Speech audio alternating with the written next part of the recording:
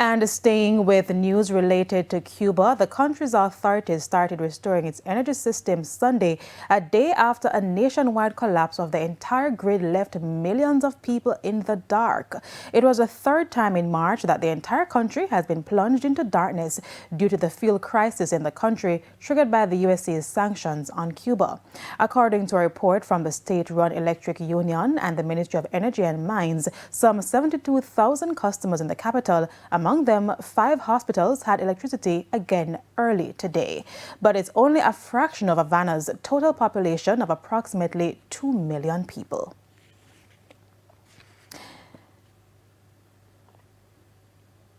To other news now, the government is urging the Jamaica Public Service to commit to its April deadline for the full restoration of power in all parishes. So far, 99% of JPS customers are back on the grid. Meanwhile, the Office of Utilities Regulation is also advising all utility providers to ensure the quality of service is maintained going forward. Hurricane Melissa's impact and recovery efforts took center stage at the recent Office of Utilities Regulation O.U.R. Stakeholder engagement in St. Andrew.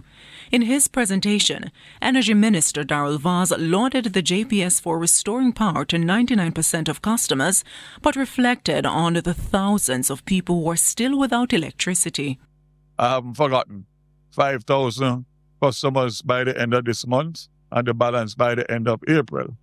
But the good thing is that we are under 10,000 still. Majority of the people without electricity are in Westmoreland, where only 86% of customers are back on the grid.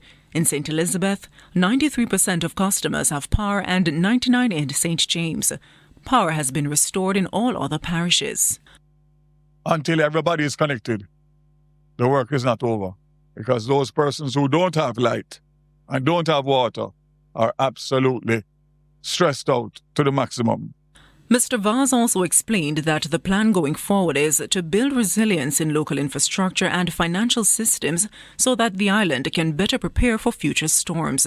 And he again doubled down on the lengths at which he would go to ensure people get access to critical telecommunications service after a major disaster. Another important dimension of disaster recovery is the role of telecommunications and ICT infrastructure. During emergency, communication networks become lifelines. They support emergency response teams, providing information to citizens and help communities reconnect after disasters. Somebody needs to remind the Auditor General of that. And I tell you something, I have to be controversial this morning.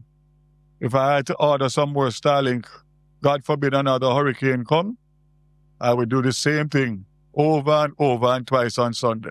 Meanwhile, Director General of the O.U.R. Ansett Hewitt urged stakeholders that while most people have received electricity, water and cell service, the quality of service has declined significantly.